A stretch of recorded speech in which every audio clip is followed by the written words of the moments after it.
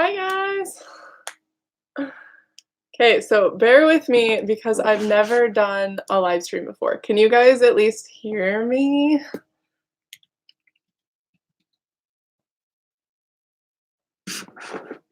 Give people some time to get in here as well. Oh, my camera. Ignore my camera. I'm also filming a what do you call it? A 24-hour readathon, so we're like in the middle of doing that as well. Hi guys. I'm excited. I hope I chose a good time to do this because I wasn't sure since I'm in Ohio, in the US, what's a good time for everybody. It took me like hours to figure it out yesterday. So many people. I didn't really know what necessarily to talk about either. I thought about doing the honest booktuber tag while I was here because I like it. I like the questions on the tag, but I didn't want to do like a whole video because you guys know I'm not like the biggest fan of doing tags like on my channel. Okay, I'm glad to know it was a good time for you guys. I figure some of my US friends would probably miss out because people are still at work, but oh, you went home sick? That sucks. Yeah. Oh, awesome. Let's see. Yes, I do live in Ohio. I live in Columbus. I don't know if I like it here yet. I've been here for years and I can't tell if I like it here or not. I don't know what we should talk about. I wanted to do a video for today, but if you guys watch my videos recently, I'm on vacation. So I like don't want to film. I kind of just wanted to spend like it as a real vacation. Can you guys hear me okay?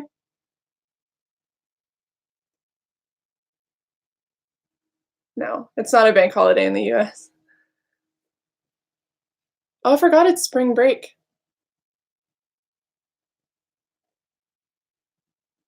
Okay, good. Yeah, I wasn't sure if I needed to put on headphones so you guys could hear me better. But yeah. So what do we want to talk about? Because when I put up that I wanted to do this video, I couldn't decide exactly what I wanted to do it on.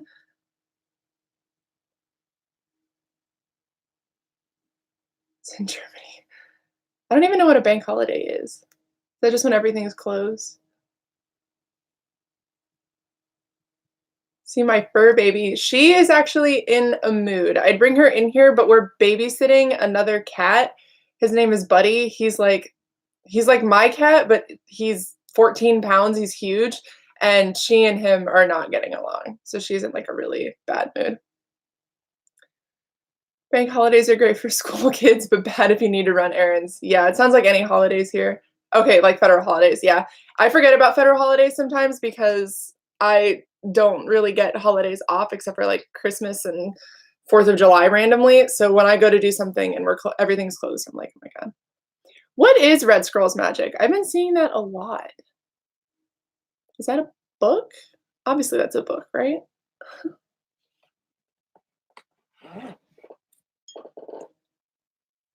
Oh, Cassandra Clare. No, probably not. I think that uh, I missed the Cassandra Clare boat.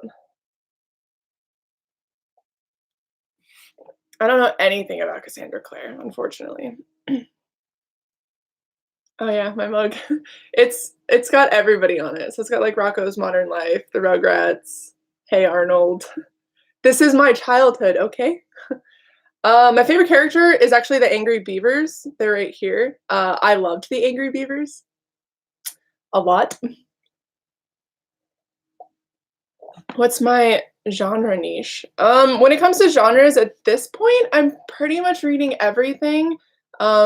I've started recently reading contemporary, but mostly I read fantasy normally. But with my OCD recently, I've just been reading contemporary. I'm actually the 24-hour readathon that I'm doing today, I'm actually reading a ton of contemporaries. The one that I actually started last night, which I've never even seen, is this one. It's The Meaning of Birds. This is our main character, Jessica, whose name I forgot, funny enough. And this is her girlfriend, Vivi. and Vivi actually in the beginning of the book passes away, and Jess is left to try to figure it out. So it's an LGBT book, and it's a contemporary. And I started it last night when I started my readathon at midnight, and I read an hour, and I read 137 pages. So it's really, really good. Like, it's really, really good. The reviews online gave it like a, I think right now it's at a 4 or a little under 4. But I know. Sorry, Boston. All right, let me see if I can catch up with the comments right here. Let's see. Where did I get my mug? I don't know where I got my mug. Probably Hot Topic. Oh, how does reading contemporary help my OCD? For me, it is like, so when I read fantasy novels, there's a lot, well, with the type of OCD I have harm OCD. So reading contemporary is, or good for me because it's like light and fluffy with like some negative things that happen, because obviously negative plot points tend to move a story along. There has to be some kind of, struggle in the book. But with fantasy, it's like constantly negative or generally negative. People are killing each other. There's fighting, conniving, that kind of thing. And that's what moves the story along mostly. And for my OCD, that was really hard to read because it was very triggering to the type of OCD that I have. So reading contemporary, it was like light and fluffy, and it's kind of like when you watch a television show, like a really funny television show, and it like gets you through your day because it's light and fluffy. But I'm not the type that actually watches a lot of TV. I watch anime sometimes, but that's about it. So let's see. Female, you didn't even tell me. Yeah, sorry, Boston. I didn't even know it existed till today. I didn't realize on Twitter that you were doing like a whole list of contemporary books with female. It's actually pretty freaking good. Is it awkward talking to a bunch of random people? I don't consider you guys random. Like, most of the people in chat right now, I actually know. Bunny just showed up, so that's good. Hi, Bunny. So for me, it's a little bit different. I've always had a sense of knowing you guys. Like, a lot of people comment that when they talk or when they watch my videos, it's like they're talking to me. And for me, that is just how it is with me. I feel like you guys are more my friends. And I think that, I don't know, it's like talking to a bunch of friends. So it's as if right now we're all just hanging out, even though literally we're all completely opposite sides of the world. Let's see. Did I see Pet Sematary? No, I didn't. I have been really wanting to see Pet Sematary and the new Jordan Peele movie, but I've been having a lot of trouble watching horror movies right now. What's my favorite trope in a contemporary? I actually like non-romantic enemy to friends. I realized reading Neanderthal Opens Door to the Universe, the two main characters in that book are complete enemies. Like, one bullies the other character, but then they eventually work through their shit and become friends. And for some reason, that really speaks to me. Like, and I mean completely non-romantic. Like, they're two male characters, both are completely straight, but they're like their little bromance they have and like their little love story. I really like that. I mean, I do like enemies to lovers as well in contemporary. Like, they don't get along and then they end up somehow making friends. Even in this book that I'm reading, the main character, Vivi, and Jessica's best friend hate each other. And then eventually they do end up becoming friends. And it's actually really cool because Jessica's best friend is asexual as well. So it was actually really cool. Let's see. Since contemporary usually affects my OCD because it's real life and it stresses me out. Maybe I'm just reading bad ones. I feel like it's like personal for contemporary because for me, a lot of the contemporary I'm reading, like the one I'm reading right now, I really like, but it is a little bit triggering to me because our main character's dad dies and then her girlfriend dies. And it's really hard, like, because Jessica is a very angry character. Like, her whole shtick is that she fights people and she's very violent, and she ends up going to this like little month-long thing after she beats the crap out of another girl, and there's a lot of violence and stuff. So this contemporary is kind of triggering to me, but I've been reading a lot of adult like romance contemporary as well. Christina Lauren is a great author for that because they're very funny. Like, obviously with, let's see, Starfish by Akimi Don Bowman, the book that I'm currently reading, those are very hard-hitting books.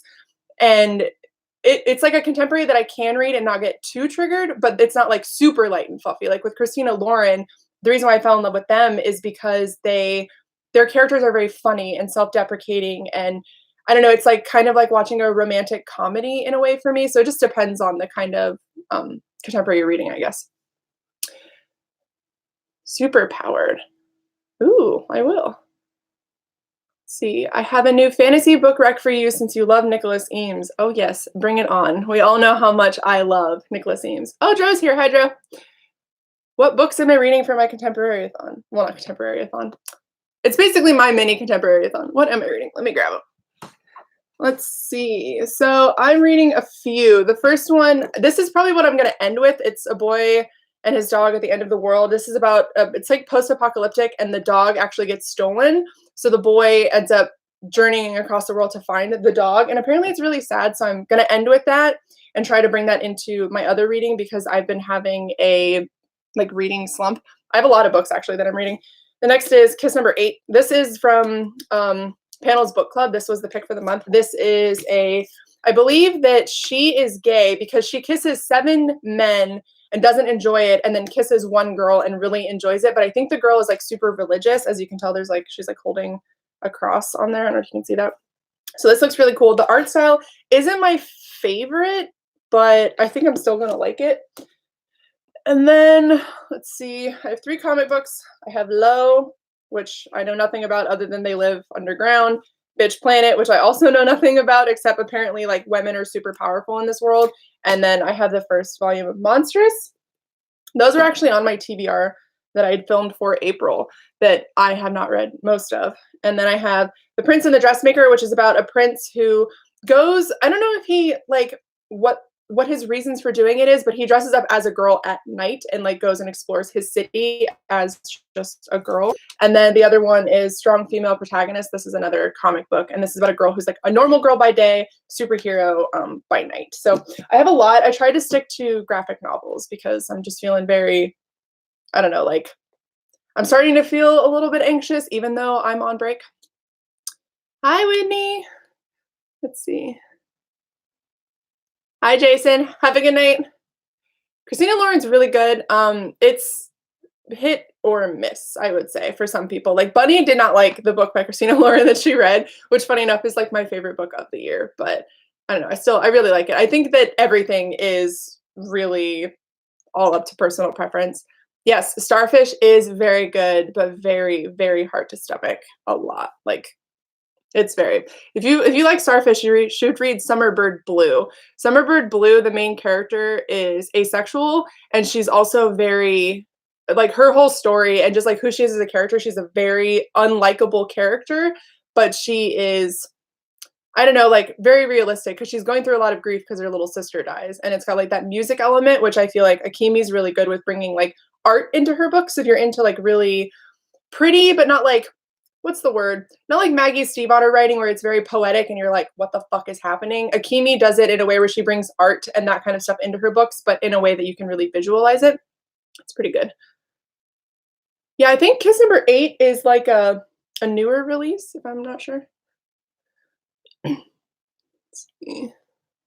7 Blades in Black by Sam Sykes. Yeah, Sam's reading that right now, and she really liked it. Badass female like Bloody Rose. Plug for my review video. I wish I could do review videos more.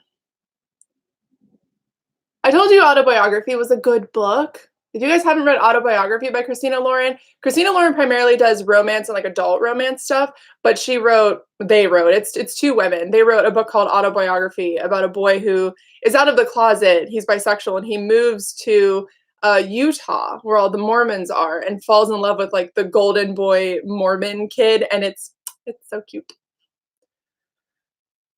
Yes, Kings of the Wild is such a good book. It's I don't know, it's for me, my example of fantasy. I really like it. It's not too dense, but it's also really fun. It's really good. Yeah, Bloody Rose, I feel so reading Kings of the Wild, I feel like Bloody Rose was very different from that. It was very, very different from that. But I still did really like it. I'm really excited for the 3rd one. Very, very excited. Yeah, Autobiography is very good. I know if you live anywhere near a library, they always have it available at the library. I use Libby and borrow books from the library that way. But yeah. Let's see. Should I do that quiz thing that I wanted to do? I feel like I should do that because I want to talk about it, but I don't want to I feel like I don't have enough tea for people. People when they do those tags, I'm I don't have any tea to spill. Yeah, I should do it. I feel like I should do it. I feel like the questions are really good, and I feel like they're questions that I don't know, like, a lot of you guys are booktubers, I feel like a lot of people could be doing it. Okay, I'm gonna do it because people wanna know. So I wanna talk about these things, but I don't really know, like, I don't know, I just like I said, I just feel like people are here for the tea, and I don't have tea.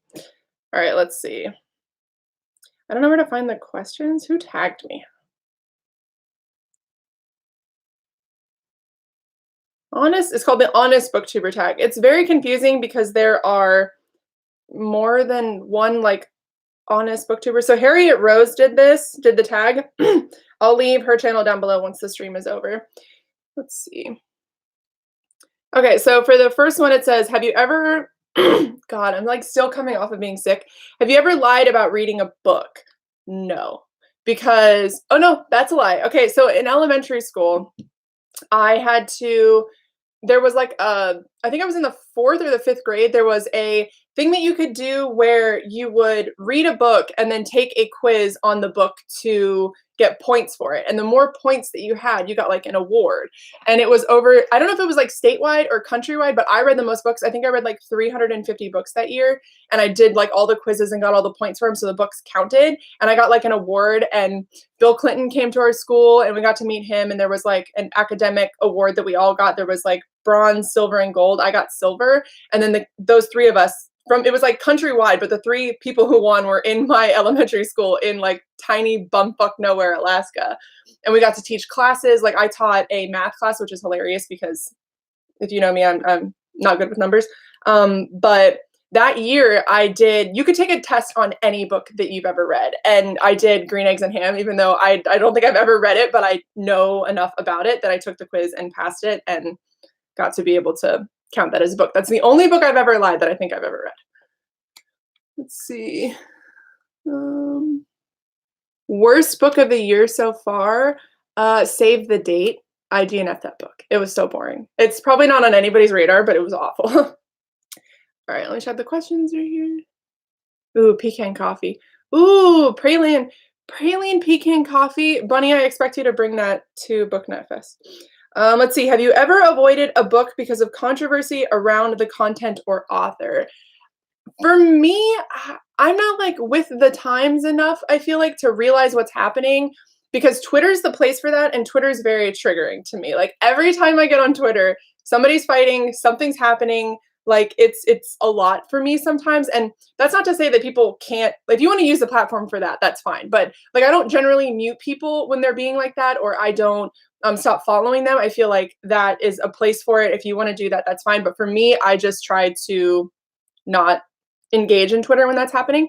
So a lot of the time I miss when people are like, authors are shitting on the community. Like there was that author recently who said that she doesn't write POC point of views because she says it's boring. And then if people of color want to be seen, they need to write it themselves. I did catch that. And what I want to start doing is making a list of authors I feel like who kind of cross that line and who shouldn't be really like talked about or really supported until like there's some kind of resolution. Because honestly, for me, I'm not somebody who really writes off people. Like even if people like piss me off or do something really horrible to me, I don't tend to just write people off, and I wouldn't do it with authors. But I also have a TBR that is like most of my bookshelves behind me I haven't read. I think I've read everything on this shelf, obviously, because it's Harry Potter, almost everything on this shelf. And then on these 2 shelves, I have a few things. Like this whole shelf right here is completely unread TBR. And so for me, my TBR is so big that if I don't want to read somebody because they're being a shitty person, then like who cares?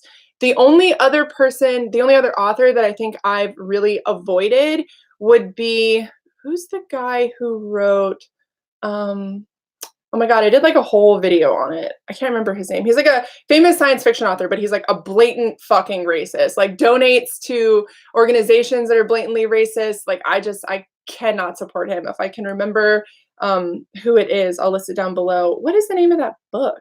Ender's Game. The guy who wrote Ender's Game. I will never read anything else from him. Orson Scott Card. Yeah, there you go, Bunny. Because Orson Scott Card is not only a blatant racist, I don't like his books. I was reading it and I was just like, this is actually really bad. Like, I feel like there's so many amazing like science fiction and fantasy books that have come out since then that the bar, like Orson may have put it here, but there are other authors who've put it here, and the fact that people just like bait to Orson, I don't understand it. I do not like his books at all. Let's see. Yeah, Ender's Game, Orson Scott Card. Like you guys knew exactly who I was talking about. Have you ever been sent a book for free and not disclosed it? No. In the United States, we're a little less. I feel like in the UK, if you're sent a book, like you have to mark it as ad. For us, like I said, this whole shelf is for review from Orbit, and for me, I feel like when I talk about a book that I was sent, I always disclose it because I'm so thankful to them that I'm like, I was sent this from Orbit and I'm really excited about it. And I just never want to hide that. And I don't really, I feel like it's different for our community. I feel like with other communities, when people are sent products, sometimes they hide it. But with books, it's like you can't really hide it because a lot of the books that were being sent are arcs. They're, books that aren't out yet. So obviously you were sent that, or they're books that a lot of people are being sent, so a lot of people are talking about it. So if you were to talk about it, it'd be pretty obvious that you were sent the book, that kind of thing. But so for me, I don't ever feel the need to like hide that kind of stuff. I don't, even if I was doing like a bunch of, like paid for service kind of things on my YouTube channel, I would still disclose it. I get offered them. I got offered one this morning and I probably won't do it. But if I did, I'd be like, hey. So for me, it's weird that people don't talk about being sent books because you kind of have to say that because the publishers need to be able to see your reviews. So if you're not like, thank you to Orbit or thank you to Tor or thank you to Penguin, like whoever for giving me this book for review, they're not going to see your review and then you're not really holding up like your side of things. So I feel like it's hard to be shady about not disclosing a book for review. Let's see. Have you ever bought a book with no intention of reading it? No. I'm the type of person. Do you guys do this? I don't know. Does anybody buy a book like I'm going to buy this book for no intention of reading it? I mean, I guess if I bought a book for someone else, but usually if I am buying somebody books, I take them with me and I'm like, "Hey, pick out a book because I'm not going to waste, 10, 15, 20, 30 fucking dollars on a book that you're not going to want to read." So, for me, I just if I buy a book, usually it's because I definitely want to read it. So, thanks, Drew. It's like my first live chat. Let's see. Oh, that's true. A special edition I wouldn't read, but I've already read it or have another copy. That's actually true. So I don't know if you can see them right here. These are the new editions of some Stephen King books. I have a few in here as well that are replacements for other books. Like I've bought my copy of Different Seasons by Stephen King so many times, and it's because I've already read that book and I was reading it constantly. I like to read it over and over again because it's one of my favorite books of all time. And it got ruined. So I've replaced that book. And obviously I have like special editions, like my Shades of Magic special editions. I have the first one, but obviously I'm not going to reread that. Where do people buy their books? I buy mine from bookstores near me. So like Barnes and Noble, there's a Half Price Books. The Book Loft is amazing. Yesterday where I bought this, or day before yesterday, when I bought this comic was actually from a local comic book store. And I know that not everyone has bookstores in their town. So like I get the appeal of Amazon. It's just me personally, if people want to buy from Amazon, for me, I'm like, I want to support local stores because I have so many local stores in my town. I'm so fortunate for that. And I'd rather do that instead. Has your love of books affected your decisions like college major or career choice?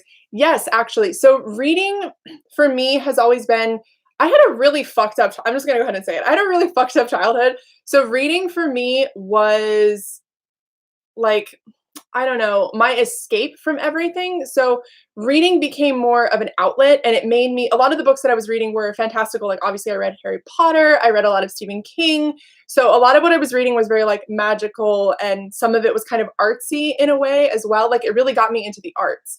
And my family, none of us have ever gone to college. They're all incredibly successful. Like my birth parents are incredibly successful and whatever. None of them went to school. My two youngest sisters, I have 8 siblings now. One of them passed away, but they all never went to school except for my 2 youngest sisters, and they just turned 19. And so college was never really a big thing for us. It was more about art or making your life work for you. So with reading, when I found my passion and found reading and coming from a family that didn't ever go to college, it wasn't like, oh yeah, I need to go to college now to become a writer or anything like that. I just wanted to consume art. So for me, it was like reading was enough for me that I didn't want to go to college. It is something that I really love, but I never had the desire to go. So I actually, fun fact, dropped out of high school because I moved out at 17 and worked full time and got my GED. And now I just live within my means. That's like my thing. I am really happy living with a roommate. I love my roommate. I love our little like family that we have in our house. And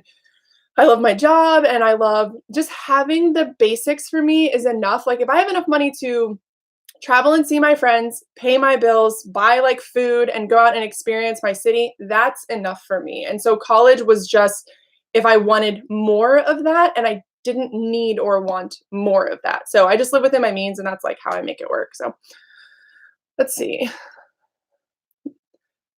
Yes, I do live well, I live in the same town as the book loft. I used to live a couple blocks over from the book loft. I used to live on Thurman, which is if you know where Thurman I don't live there anymore, obviously, but I used to live on Thurman, which is like 3 or 4 blocks over. I could like walk there. Yeah, I thought about going to college. I definitely think college is for a lot of people. It just wasn't for me. Like school for me, I went to an art, like liberal arts high school. It's called a charter school here in the United States. And it was very like, you have to do it yourself. Like it was very much so like college. Like your teachers weren't going to stand there and tell you what you needed to do and what you didn't need to do. My favorite part of my school was going to our we had like these internships that we did every day. So I worked with Habitat for Humanity a lot. We did it every Friday, I think. Habitat for Humanity. I worked with a school. I liked those kinds of things. So I realized that my calling wasn't for schooling, it was for working and getting out there and helping people. Like my main thing that I've always wanted to do, no matter what job I had, was helping people. So if I wanted to do that in the form that I do now, like I work in a restaurant, but that brings me joy. I like being the happy, nice person to someone when they're just getting, picking up their fucking food. I feel like that's really valuable because I've had really poor customer service and it's completely ruined my day. So even though like people have to do that job and that's me, but I do it in a really like I love people kind of way. Like I'm super nice to people when they come in. I'm super talkative. I get like all the time that my customers have become like my regulars have become my friends. It's an amazing, amazing experience. Worthington Polaris. Yeah. See, every time I want to go to Polaris, the traffic is so bad. I'm like, I want to go to IKEA today because they built that IKEA at Polaris. Catch me dead in Polaris traffic. Yes. I mean, I imagine at school, she said, I have 4 degrees and I so agree. You definitely do not need it to be happy. You feel like wasted a lot of time there, to be honest. I feel like the only appeal college would have had for me is learning new skills and meeting people. But what I do to combat those two things, I do Skillshare. Read with Cindy actually did a Skillshare video, and I've heard about it before. But 2 times a week, I'll sit down and try to learn a new skill on Skillshare because I like learning things. You know what I mean? Like I really enjoy learning new things. So that was like always what I did. And then for meeting people, I go to trivia on Tuesdays with my friend Bobby, and that's a lot of fun. I meet friends through other friends. You know what I mean? Like my friend group is mostly people that I work with, but I do see their friends. And I obviously have you guys online. So it's nice to have like a family in that way. And like, so what I wanted from college, I get from the internet and I get from, just Skillshare and like learning things, reading books. So yes, you need Amanda, please come here so we can go to half price. Please, please, please, please. Did you prefer being at home or being at school as a kid? School. My teachers were oh my God. So all through school, I think high school is a little bit different because I was like clinically depressed in high school, like in and out of the hospital. I like tried to kill myself twice. I spent like 3 weeks in the hospital at one point. So high school was very different. I had a very dumb boyfriend at the time and I had really poor friend choices. And it was just, so in high school, I'd rather have been at home. But in elementary school, I was one of those kids who was like, I'm ready, I'm up, we're going to school, where's the bus? Like I'm just ready to get out of the house. But like I said, I had a really bad childhood. Amanda, you're only 4 hours away. We could make this. I could drive 2, you could drive 2, and we could meet. Yes, that's how I am. Bad customer service has definitely ruined my day. Skillshare is a like online learning. So people can go on and make videos about a trade that they're good at. So it can be video, photography, cooking, meditation, anything health and fitness. If you get on there, there's a ton of them. Yeah, I could see that. Someone said 100% needed university to find myself and for that transition between teen to adulthood. I would not have been ready to go out in the world and work full time at 18. Yes, I completely agree. The only reason it was different for me is because I think I'm a military brat. Both my dad and my stepdad were in the military. So for me, we traveled around a lot and I got used to change and got used to them being absent and having to do things a lot for myself. So I started working at 15, moved out and got my own apartment when I was 17. Got married at 21. Obviously that didn't work out. We're just going to ignore that. At the time it was a really good idea. But so for me, I felt a little bit more in my life circumstances, like I said, I've had a really hard life. So it kind of pushed me to be an adult and just have to do what I needed to do. So for me, it felt like staying in school was a waste of my time as opposed to just getting out there and like living my life and experiencing things. So I totally get it. Like I wish more people thought of it that way. Like it's a great transition between relying on your parents and like having that stability and then doing it yourself, because obviously college has a little bit of rigidity, but it's also just about like figuring it out for yourself. Let's see. Oh man. Yes, it was a practice marriage. We'll go for that, even though I don't think I'm ever going to get married again. I think I'm okay. All right, I'm gonna go with the next question. Have you ever got caught up in booktube drama? No, I don't have time for that. Okay, for a little bit of help here. I'm almost 30. Drama for me ended with high school. Like all of my friends in high school were super into drama. Like it was just crazy. And I hated it at the time because I had enough shit going on. I still have enough shit going on that I don't want to deal with other people's crap. Now, I have, however, been supportive of my friends that are in drama, because what tends to happen, especially on like Twitter, because Twitter's a fucking cesspool of this, when somebody pisses somebody else off on Twitter, it's usually two people that I really fucking care about and that I'm just like, oh my God. And they're both in my DMs, or I'm trying to like love and support both of them because I understand that shit happens and no one's perfect. I've had a lot of people do really crazy, messed up things to me, and I'm still like, hey, it's okay. Like mistakes happen. So when people get mad at each other on Twitter, I tend to realize that, or even on YouTube or whatever, because people film like those response videos and all that crap. I tend to realize that emotions run high online, and if they were together, it probably wouldn't be as big of a deal. And people who could say those things in person, you probably shouldn't be friends with in the first place because they're probably just an asshole. So I've definitely been there when people are fighting with other people and tried to love and support them. So I guess in that way I've been in drama, but I've never really tried to comment on either part. I just try to be like, hey, just so you know, I am here for you. I love you. I hope you're doing okay. Or, the other person, like, I understand that you're frustrated, but maybe you could have like gone about it in a better way. Like just trying to love and support people. But I stay in my lane. I stay in my lane so hard because I have enough going on and I'm so anxious that I think if I actually genuinely piss somebody off, I would just be like, well, I'm deleting my channel and I'm going to hide. Like, I really try not to. And that's another thing, like with being supportive of like people of color, it's really hard for me sometimes to do that because I'm afraid of like overstepping and like not saying the right thing or not doing the right thing. And like that's the only drama that I think I've ever really been in. There was a point where something happened and people were saying, it was like the Black booktubers weren't getting the same like amount of exposure, they weren't getting the same opportunities. And I agreed, and I still agree. And it was people were coming at me like, how can you say that, like you're white? And I was just like, I just think that they're not getting enough like attention. Like, I don't know. And people were getting really mad at me for that. And I was like, I'm sorry. Like, that's just how I feel. And I feel like it's different if you live somewhere else as well, if you don't live in the US. So that's the only other drama that I think I've ever been in. I just try to be like, I'm just going to mind my own shit. If you could live in any book, which would it be? If I could live in any book, this is going to be really cliche, but I want to live in Valeris. I'm not a huge fan of that series, but I really, really, really like Valeris. Like, it's like, there's a place here, there's like an artsy town, probably like 3 or 4 hours from me. It's like Yellow Springs, I think is what it's called. And it kind of reminds me of that. It's like a very artsy, very like adorable, chill, hippie kind of place. And I feel like Valeris is like the fantasy version of that. Same here. I'm always terrified of upsetting people and I always want to help, but I never know how to do it. Yeah, I feel like with me, it's like if it was in person, I could do it. If it was like online, I'm just the fucking worst because if you've ever messaged me anywhere, I never respond because anxiety. Let's see. What book is Valeris from? It's for, what are those books called? A Court of Thorns and Roses. It's in the second and third book. Yes, I've had Skyline chili. It's gross. I don't know who decided putting chili on spaghetti was a good idea. Is that an Ohio thing? Because it's nasty. I don't know. I'm from an Italian family, so I'm just like, why in God's name are we putting chili on fucking spaghetti? It's just weird. I enjoy watching drama from the side. I'm a major rubbernecker. Yes, funny. I know you, but you're also like loving and supportive, so it's like different. Like you're like watching and getting some satisfaction, but also like, how can I help? I know how you are. All right, number 6. Have you ever had a hate comment and did you respond?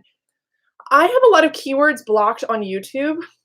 So like Bunny's comments get like sidelined all the time and I have to go in and like manually approve them. I've told YouTube to always approve her comments, but it like doesn't do that. Like from you guys, I will always approve comments. But there are some that I get. Mostly it's on my Stephen King videos because I just don't understand the Stephen King community. They're actually pretty intense and it's usually those comments that I get. Or I get like random ones where people are like, what was the one that I got recently? Someone said something like, oh, on my Goodreads video, they're like, Goodreads is super intuitive, and the only reason people wouldn't like it is because it's like it like blocks like true thought and blocks like it's like super left wing and like all like hippie shit. And I was just like, what the fuck kind of comment is that? Like a lot of the times that people leave really fucked up comments on stuff, it's not even at you, it's at they hope that whoever's reading the comments sees that and gets offended. And that's bullshit. Like people who do that, I just like I don't block them, but I like mute them so they can comment and they can still watch, but we don't have to see it. There's always a disclaimer on every one of my bottom of my videos, or there used to be, that I would delete or mute you if you were a super negative person. Like disagreeing with somebody's one thing. Name calling, never okay. Like attacking somebody's race, gender identity, anything like that, I will just mute you so you can never comment again. You have Italian and German heritage. Yes, I am German, Italian, Arab, and English. I'm like a little bit weird. I'm like Egyptian. It's strange. Let's see. I think both customers and employees have the same power of affecting the other. Yes, absolutely. I think that it's very important if you're a customer going in somewhere, even if it's something super mundane, picking up your dry cleaning, getting your oil changed, going to the grocery store. Like I always, like my roommate is always like, if somebody asks me, hey, how are you? And to say, good, how are you? Like actually ask them, because it's really important not just to have like even if you only have like a 15, 20-second exchange with each other, it's important, I feel like, to maintain some kind of relationship with them. Like I always think about really good customer service that I've had from people, and it like really, really sticks with me. Let's see. Have you ever made a video just because you knew it would get views? Yes, but not in the way that you're expecting. So, Coffee Chatter, who's not around anymore, I fucking miss her. Her Instagram is gone. Like, I don't even know how to get a hold of her anymore. She did a video on something like it was like mental health related, and I did a video on mental health, and I wanted it to get views, but it was so that people understood where I was coming from with like the content of my channel, because I was starting to do mental health related videos because I have borderline personality disorder, bipolar mixed, so I have manic and depressive, it's the fucking worst, and then I have OCD and I have PTSD. So for me, I have a very mental health laden life, and it is something that I deal with constantly. And I would say the best that it had been was like 3-4 years ago, and the worst that it has been recently, and high school. It's just been the worst. And when I put that video out, I wanted it to get views, and I wanted people to see it because I wanted them to understand where I was coming from and kind of like what to expect on my channel. So it wasn't, I was a very small booktuber at the time, so it wasn't to get views to make money, because I obviously make money on AdSense, but it's nothing like you guys think it is. It's like $100 every like 3 months, and people are like, oh my God, they're posting these videos to get AdSense money. AdSense money ain't shit. I'm just gonna tell you that. So it's just about like that video. Yes, I wanted it to get views, but it's so that people understood who I am and what I stood for. It wasn't for money or anything like that. All right. I always ask cashiers how their day has been and if the customers have been jerks. Yes, I do that too. If I get somebody who's rude to me, who's in customer service, I'll often ask them, are you having a bad day? Like, how's your day going? And they usually are like, oh shit, I'm like being rude to you. And they like try to not do that. What makes me happy? You guys, I know that's so cliche and stupid to say, but like honestly, even though I'm the worst at responding to things, getting messages from you guys, like your comments that you leave, like literally make me cry. You have no idea how often I like screenshot them and send them to like family and like my friends and stuff. Like, can you believe that I've got this community? Like, I've literally done nothing to deserve it except just like be here. And I just have all these people who, like, Bunny left me a comment like 2 days ago that had me sobbing. And I was just like, what the fuck? I don't know. I just like those comments and stuff. So like you guys make me happy. Reading still genuinely makes me happy. Connecting with people makes me happy, and that can be like professional, personal, like that kind of thing. Rearranging and cleaning really makes me happy. Video games really make me happy. Uh, I don't know. That's just like the things like being organized and clean, and I don't know, just like being honest and people being receptive to being honest. It's just I don't know, my favorite. Definitely making videos, I think would be of if I hadn't the reason why I love G so much, the reason why G and I have such a great friendship is because if it wasn't for her, I wouldn't have discovered this community and I wouldn't have started this. But I started it because it was 3 years ago, and I was having the worst OCD flare up to the point where I was genuinely afraid to leave my house because I was worried about like my mental stability and like who I was as a person and like my harm OCD, which I've already talked about. And I found a video that she did. It was a mental health update. And it had been filmed, I think, 6 months before I saw it. I found her, started following her, started talking to her. And I don't know, just having her to kind of guide me in a way. Like, she wasn't like, you should start a book too. But she, like, wanted to be my friend. And she genuinely fucking cared. And it was like, we just immediately had this bond. And she lives in fucking Scotland. And I, like, love her so much. And, like, that doesn't affect me at all. Like, she's just still one of my best friends. And I love her immensely.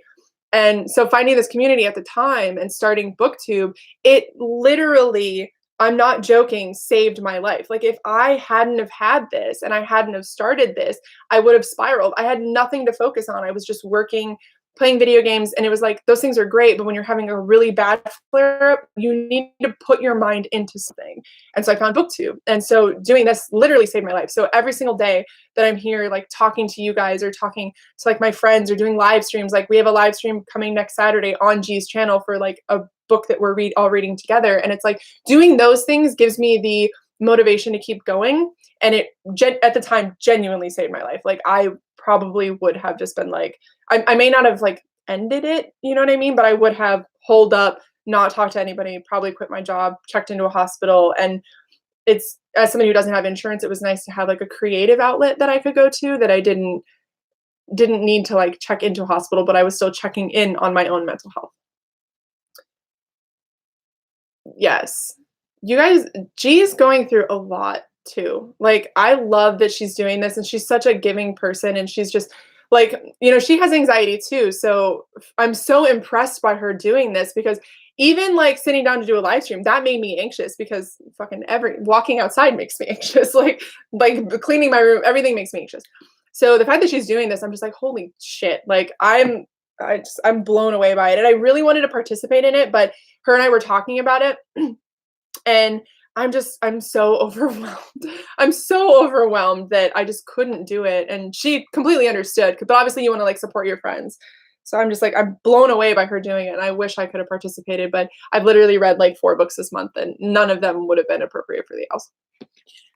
Yeah, she has put a lot of energy into it, especially considering her computer crashed and she had to get it. She's like without a computer. I actually had a dream about that last night.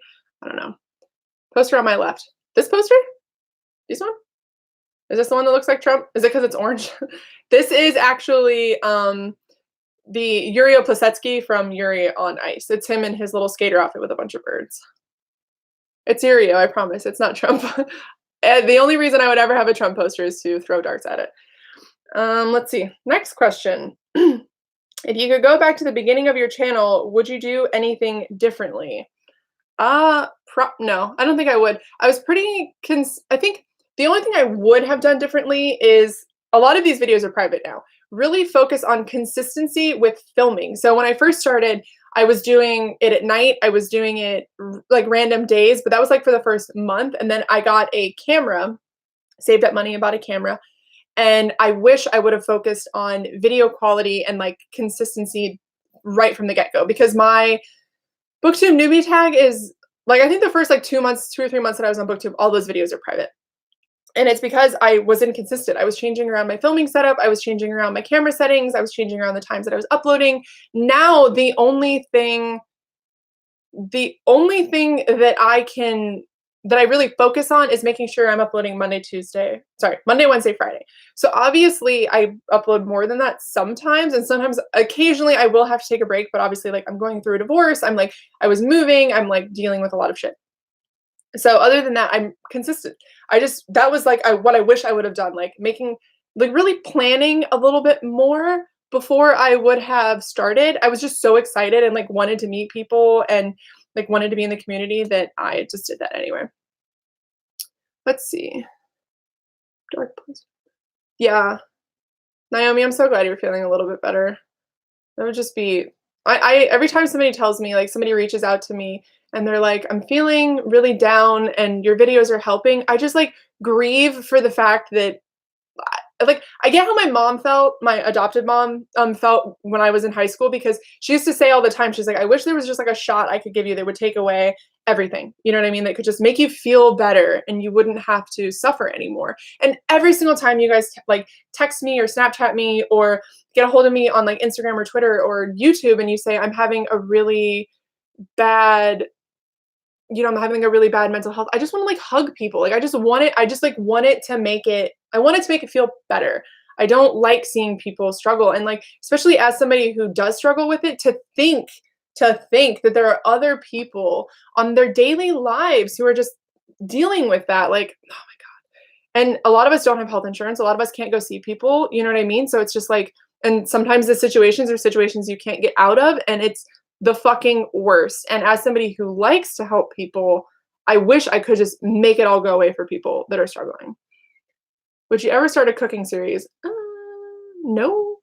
I like cooking. I like cooking a lot, like a lot, a lot. I'm from, like I said, I'm first generation. Well, I think my birth dad was born in Ohio, and I think my birth mom was born in Ohio. So I guess I'm second generation American. The rest of my family, like my grandma, my nona, and my oma, they both speak English, but it's like their fourth fucking language, and they're like very much so still German and Italian living in the United States. And like a lot of my aunts and uncles were born in Germany, some of them were born in Italy. So it's like for me, I'm from a family who really likes to cook. Like eating is something that we all, it's like a family thing and it's like a 4-hour thing. But my anxiety and my OCD makes eating kind of hard for me. When I first got diagnosed with anxiety like 4 years ago, I lost like 40 pounds in like 2 months and it was the worst because I couldn't eat. And even to this day, I still struggle with like being able to eat like a lot of food. Do you sometimes feel pressure doing booktube and reading in general? Um, Not like you would think. I mean, I think I did at some point because to have content to put up on booktube you have to be reading, you know what I mean? That's just what it is. Like what are you going to talk about? But for me recently I've been doing a lot of different stuff. Like I've been talking about video games, I've been focusing on mental health, I've been doing vlogs, obviously I'm doing a live stream. And so for me booktube I've just turned back into YouTube for me. So I just talk about what I want to talk about. And but when it comes to like wanting to put out a booktube video specifically, I would need to, I don't know, like you have to read to do that. And that's the only time that I ever really feel like that. Or if I'm like buddy reading with somebody or there's like a readathon or whatever, like obviously you feel a bit of pressure, but everybody looks at pressure as like a negative thing, but pressure can be super motivating. So, like I feel pressure with reading for readathons, but I obviously chose to do that myself. So pressure is not always a negative thing, but I do get where people are coming from when they say that. Oh, bunny. Don't make me cry all the time. Oh. What's your favorite German dish and have you ever cooked it? Look, anything with sauerkraut. Anything, anything with sauerkraut. I love sauerkraut. I have like jars of sauerkraut that I just like eat out of a jar. And I know sauerkraut's pretty like whatever, but that's my favorite German dish. Um, no, I've never cooked it because the only thing that my German side of the family, like, yes, we ate traditionally German stuff, but a lot of what we cooked would be like pork chops and salad, like really basic things. So, because when I grew up around like my German family, we were living in Alaska, and it's really hard to get certain items up there. It's also very expensive. If you were to tell us to buy a book right now, what would it be? Oh my God, Amanda, why? What would it be? Shit. There are a few. Let's see. Yes, I do like schnitzel. Very good, Scott. I would say that's so hard. So, fantasy, I would say Kings of the Wild because everybody fucking needs that book in their life. Sci-fi, I would say A Big Ship at the Edge of the Universe, obviously. Josh and Hazel, yes. But if I had to say any book for people to read, if you're a girl, I would say Sawkill Girls. I know that book is so polarizing for people, but for me, it really it's like atmospheric and creepy, but also has a really great storyline. There is a lot of like rep in that book as well. I just think it was just such a great book. I think I did full videos on it. If you go back, there's like videos of me talking about it. Oh yeah. Oh, meatball, pepper, and mushroom sauce. That sounds good. When my dad was in the army, my family was posted in Germany. I used to love all the different sausages. It's the only thing I miss now. I'm a veggie. Yeah, that was a hard. I was vegan for a really long time for like physical, like health reasons or whatever. Now I just eat whatever, but I try to eat. I try to intuitively eat. So if I'm hungry, I'll eat. If I'm not hungry, I'll like try to drink water and like whatever. But I'm trying to get back into being vegetarian. It's just really fucking all you guys talking about food. I haven't eaten today. It's making me hungry. Number 9 is, are there any channels you wish you could be more like?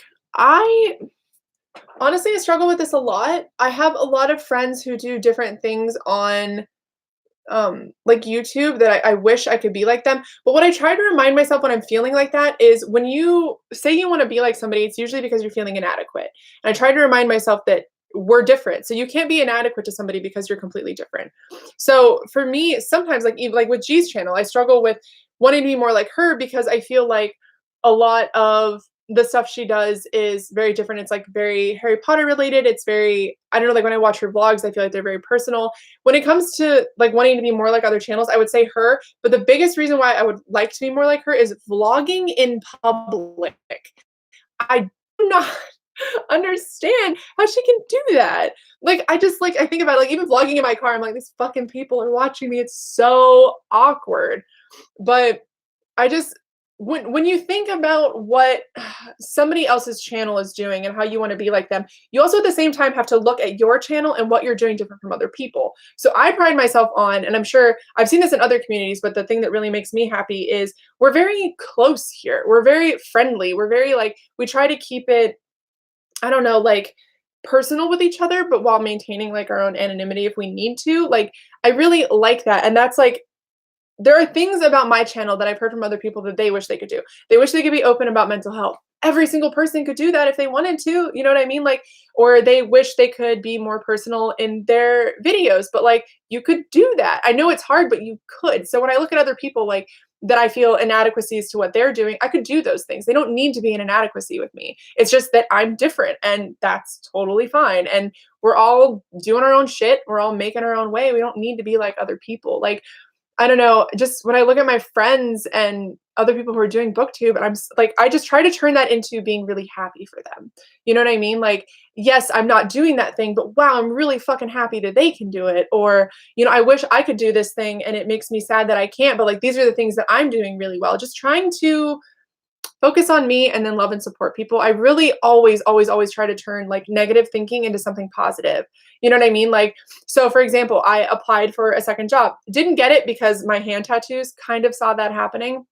But I'm able to pick up hours at my other job. And it's like, okay, well, now I don't need to force myself to be anxious at a new job because I already had this wonderful job that I already love working. So it's like, I just try to look at things positively. Like, yes, I may not do what this other booktuber is doing, but hey, look at all the good things that I do, and I'm just gonna love and support them anyway. It's like anytime a bad thing happens, I try to be like, all right, what are 5 positive things in my life today?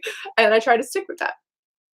Is there anyone in the booktube community that's made you feel alienated? No, I've never experienced that.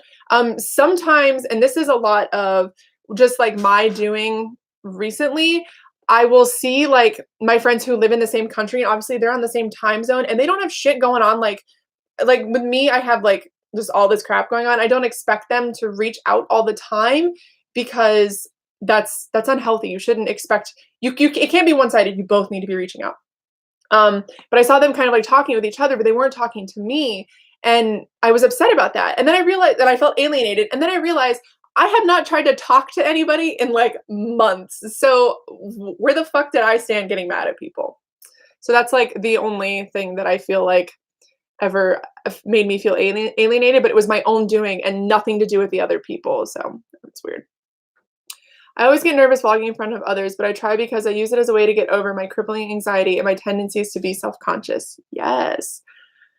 I am so I don't know, like I'm pretty self-conscious, and the weird thing is I don't like people staring at me, but, like, I have tattoos. I'm like 5'10". I weigh, like, 160 pounds. I'm like a big girl. I have, like, bright fucking red hair. I have gauges, like, eh, so to look like this and a lot of this to be something that I did myself and be like, "But don't look at me." Like, people are looking anyway, and I need to get over that. So for vlogging, it's like, I don't know, it like, when I sit down to film with you guys or, like, even right now, I feel like I'm talking to you, but for some reason, when I'm out in public and I'm vlogging, it feels very weird, and I feel like people are looking at me like, "That bitch is talking to herself." I don't know.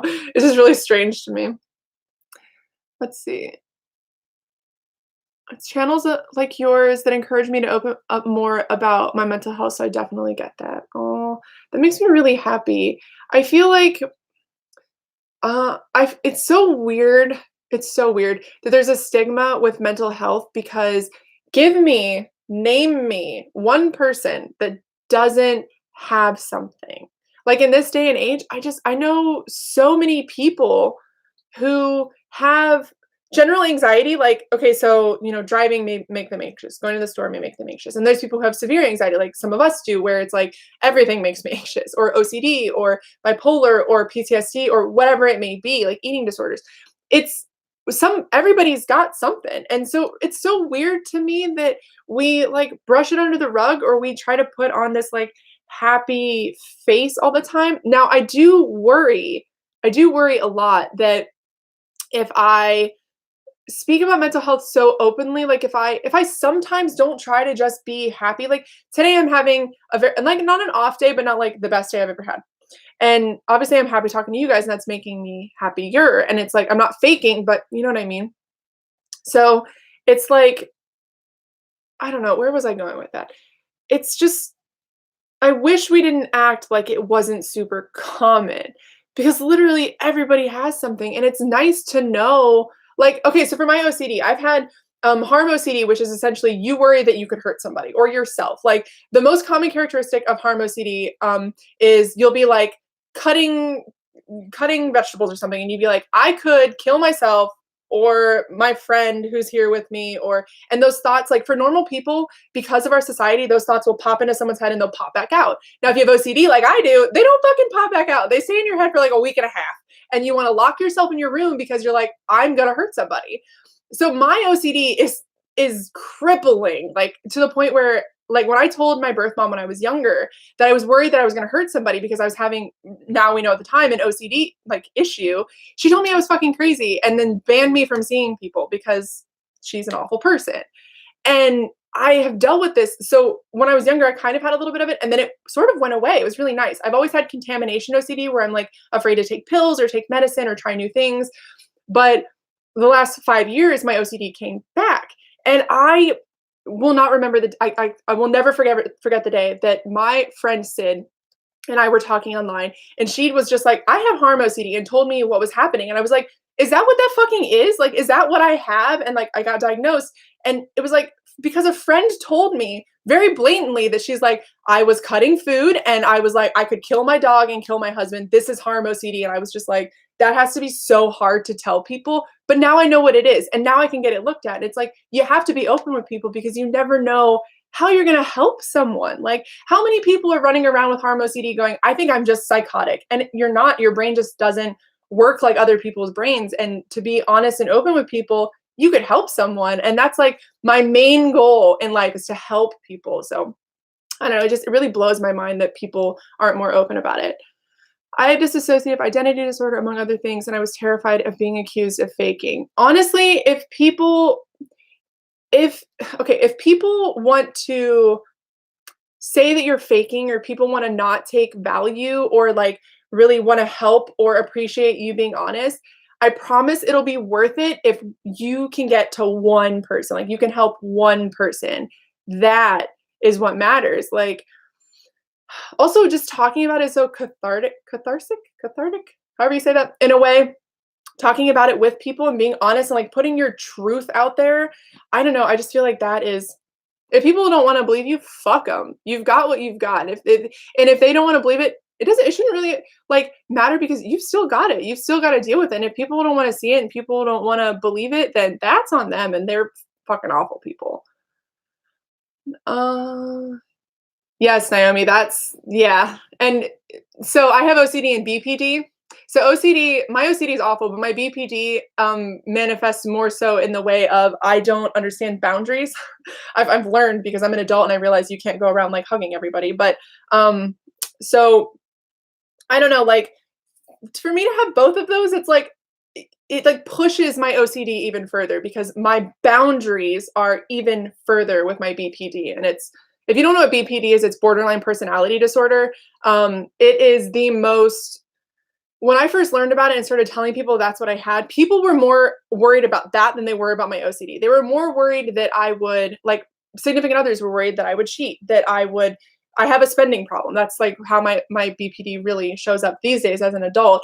I don't realize if I'm pushing someone too hard, if I'm not pushing someone hard enough, if I'm pushing myself too far, if I'm like part of the reason why I'm able to be so open with you guys about my mental health is because of my BPD, because my line of this is socially appropriate is miles longer than other people. Like I am very open about like if you ever meet me in person, I'm open about everything. Like uh my past, just anything that you could ever want to know. I will tell you because I just don't have a filter because of my BPD. So when people are like praising me for being open at the same time, I'm like, well, it's my mental illness that makes me possible to do this. I absolutely agree. It's healthier to have the discussion. Too many opportunities to take advantage of others' mental health when it's obscured. Absolutely. Let's see. I absolutely agree. I think it's way more common that people have some kind of mental health issue and talking about it is helping. Absolutely. It's like, it's not, I used to think that it was dumb saying like, oh, alone, other people experience this. But when my friend was like, I have this, and I burnt like for like 2 days straight, I just cried. Like, I'm not crazy. I'm not going to hurt people. This is just my brain and I can get help for it now. That was incredibly important to me. And I still struggle with wondering whether or not I'm a good person. Like, I look back at things I did when I was like 4 and I'm like, did you have malicious intent behind that? Like, no, bitch, I was 4. I didn't even know what was going on. I couldn't even read at the time. Let's see. Telling people about it who may have it and not know the term does the opposite of harming them, which is awesome. I agree. People fear what they don't understand, and a lot of people react to fear by being mean, aggressive with their words. People who don't live with the disorder, it makes it really hard to understand. Absolutely. That's the thing. Like, usually the people who comment, because a lot of the time when you're speaking about a mental illness, a lot of people who have it won't always reach out. You know what I mean? Because especially like people with anxiety, like usually if you have a mental illness, you tend to also have anxiety because you're on high alert with whatever else you've got going on. So you're gonna hear less from those people about how it's affected them because they just tend to internalize, take it in, and be like, all right, I'm not alone, and like watch from afar. I have people who've messaged me recently who've been watching my videos for years and who just now felt like they could reach out. So what you're gonna see mostly is people who don't have something, who at that point don't have the filter or the fear of saying that they don't like what you're doing, they don't agree with you. Those are the people that you see the most because the people who tend to have it are afraid to say something. So let's see. I now people message me about the people they know who also have DID or they themselves, and I cry because I've helped. It's seriously the best fucking feeling. For some odd reason it works. I literally met all my friends like that. I agree. I think that like I don't have one single friend who doesn't have some form of mental illness at this point. And I don't know if it's because everybody's just got one or if it's because people are just you're drawn to people with it. Has a stranger ever gone up to you in public and called you beautiful? Yeah, I get that a lot actually. I usually get it. It's weird. I get it over the phone, like when I'm helping guys like over the phone. And they're like, "Oh, you're so pretty. Like, you have a nice voice. You should come hang out." And I'm like, "No, no, like, I don't want to." Like, or people will come into work and they're like, "You have the prettiest eyes." And I'm just like, "Gee, thanks."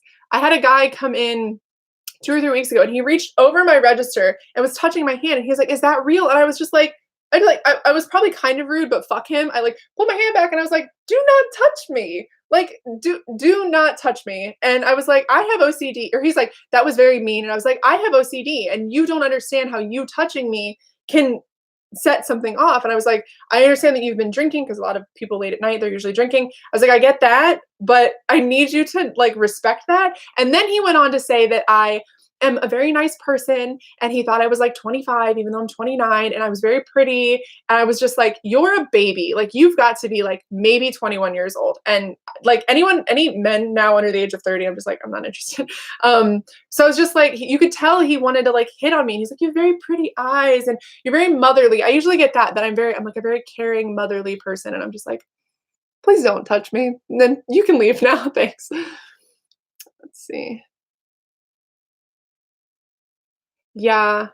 Well, okay, look, Dom, looking at it this way, you may not be able to drive, but you're not letting your anxiety keep you from public transportation.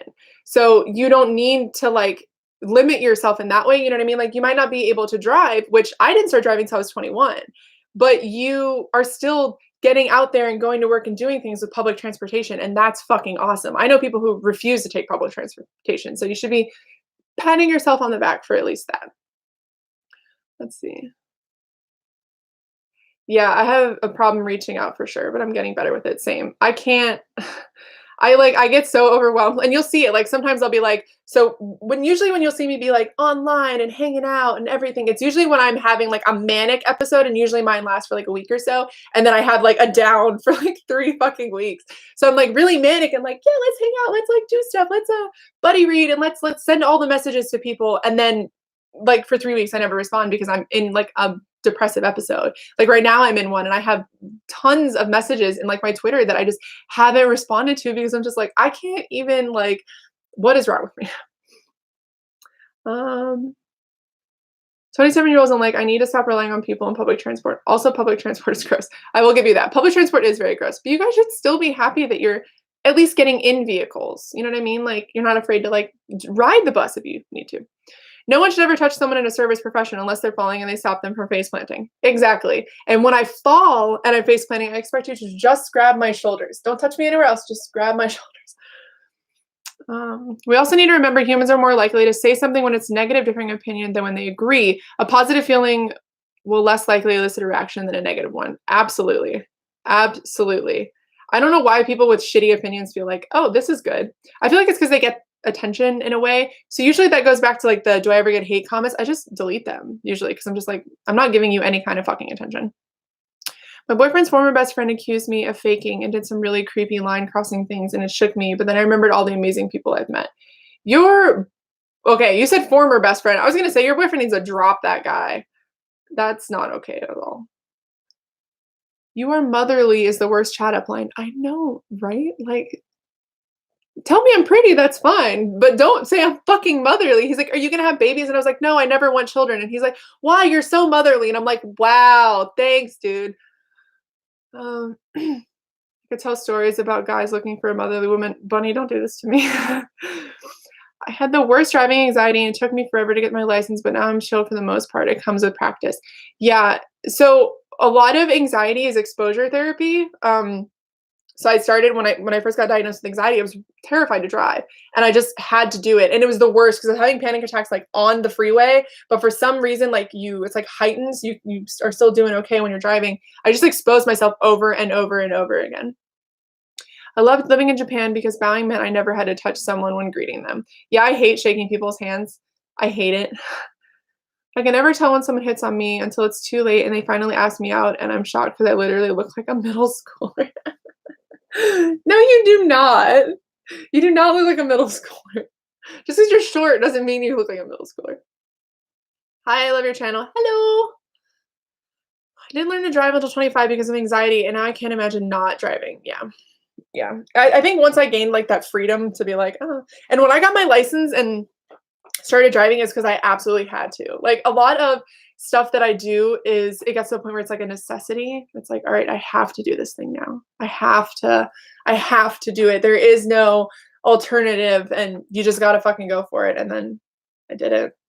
So people in my life are like, well, I'm not taking you anywhere anymore. And you're like, Fuck, now I gotta get my license.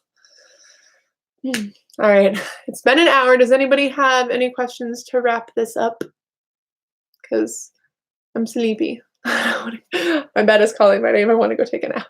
I didn't sleep well last night because we're babysitting that cat who is the most adorable fucking cat on the planet, but he batted at my door like all night and woke me up constantly. Oh, thanks, Naomi. I hope you guys have a good day too. It's just been, I don't know, going around. I feel like people are having a really hard time. Where's Ferndale Pride? I hope I did good for my first live chat because I'm thinking about doing them every Monday.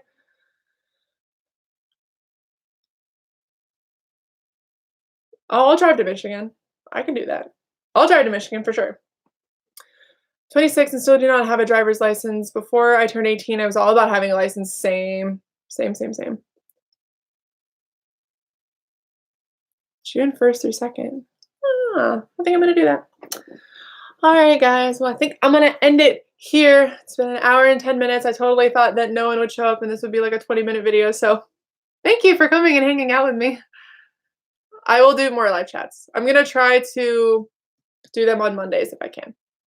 But we'll see. All right, guys. Well, I'm going to get off here. Thank you for coming. I'm going to wave. Bye.